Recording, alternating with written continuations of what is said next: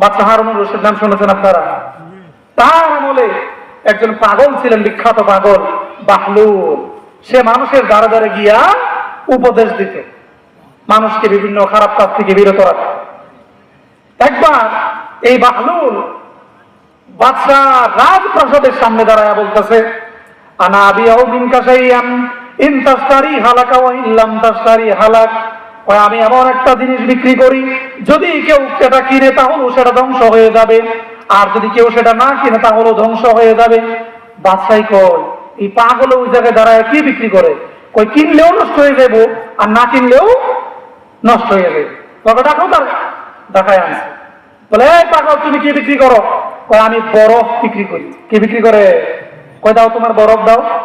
কয় না, আমি এটা বোঝানোর জন্য, আমি বরফ বিক্রি করার জন্য এখানে আসি নাই, আমি এসেছি এটা বোঝানোর জন্য আল্লাহ তাআলা আমাদেরকে যে জীবনটা দিয়েছেন, যদি কেউ সেটা ভালো কাজে ব্যয় করে তাহলেও তার জীবন শেষ হয়ে যাবে, যদি কেউ খারাপ কাজে জীবনটাকে ব্যয় করে অতিবাহিত করে তাইলেও তার জীবন শেষ হয়ে যাবে।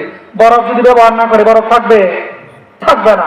আবার বরফ ব্যবহার করলেও শেষ হয়ে যাবে।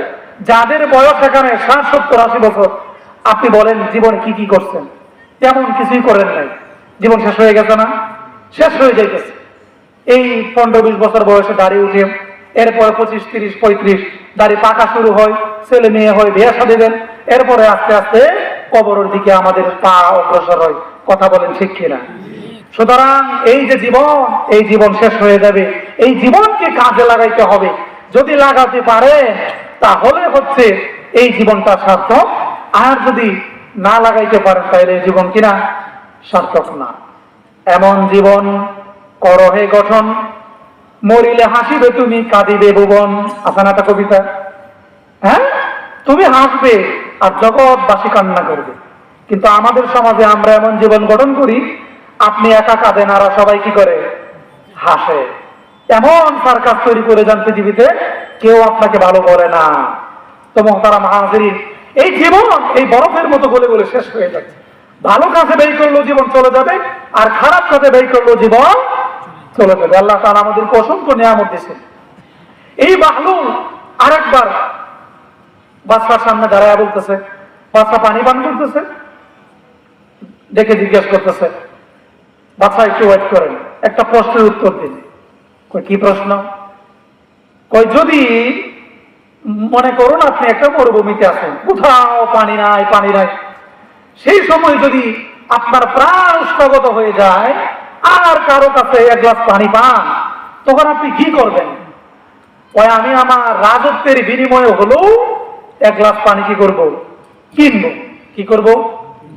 এক গ্লাস পানি আমার রাজত্বের বিনিময়ে হইলেও কিনবো।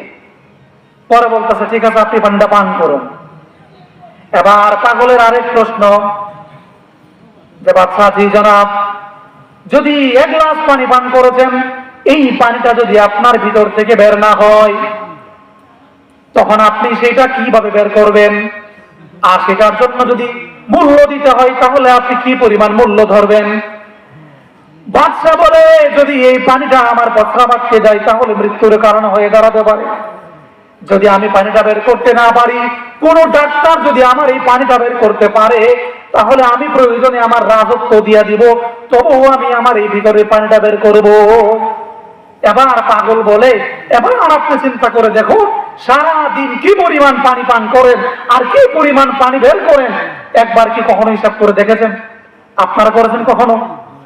বলুন, কয়বার ডাক্তারের কাছে যাওয়া লাগে? এই জন্য রব্বুল আলামিন বলেন, ওয়া তাউদ্দু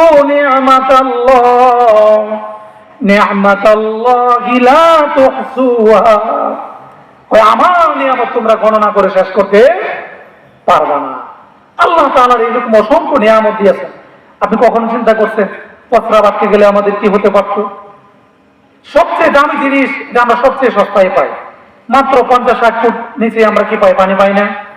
আগুন সবচেয়ে দামি জিনিস, এটা আমরা একটা কাঠি দিয়ে ঘষা দিলে আগুন চলে আসে। বাতাস কিছুদিন পর গরম আসবে। কারেন্ট গেলে আমাদের কি প্রশস্তি হয়। আল্লাহ তাআলা এগুলো ফ্রি করে দিয়েছেন, নিয়ামত শেষ করা, গণে শেষ করা যাবে। মুহতারাম হাজিরিন, আজকের এই যুব